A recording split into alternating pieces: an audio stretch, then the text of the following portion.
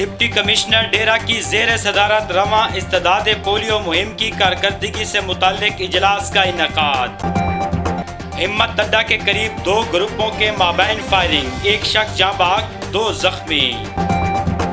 ضلع ٹانک پولیس نے 2 motor cycle چور گروہ گرفتار کر لیے۔ محکمہ وائلڈ لائف ڈیرہ کی ٹیم کا غیر قانونی شکار کرنے والوں کے خلاف کارروائی، متعدد شکاری گرفتار۔ السلام علیکم، اعتدال نیوز کے ساتھ میں ہوں نعمان بھٹا۔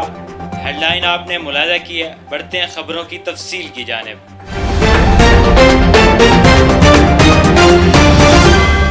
ڈپٹی کمشنر ڈیرہ کی زیر صدارت رواں استعداد پولیو مہم کی کارکردگی کے حوالے سے اجلاس منعقد کیا گیا۔ اجلاس میں ڈسٹرکٹ ہیلتھ افیسر اور تمام متعلقہ محکموں کے افسران نے شرکت کی۔ اس موقع پر ڈپٹی کمشنر ڈیرہ کا کہنا تھا کہ رواں استعداد پولیو مہم میں مجموعی طور پر 1,75,249 بچوں کو پولیو کے قطرے پلائے گئے ہیں۔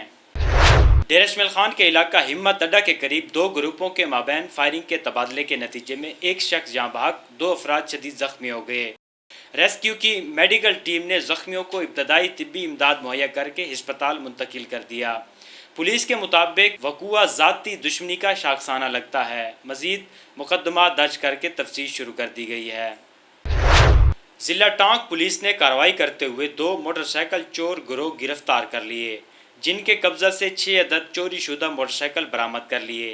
ضلعی پولیس سربراہ ٹانک کا کہنا تھا کہ ملزمان کے دیگر ساتھیوں کی گرفتاری کے لیے چھاپے مارے جا رہے ہیں۔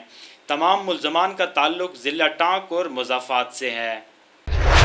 محکمہ وائلڈ لائف کی ٹیم نے sub divisional wild life officer Dera Manahil Wahab کی زیر نگرانی غیر قانونی شکار کرنے والوں کے خلاف کارروائی کرتے ہوئے متعدد شکاری گرفتار کر لیے، جن کے قبضہ سے بڑی تعداد میں پرندے برآمد کر لیے، جرمانے عائد کیے گئے اور مقدمات بھی درج کر لیے۔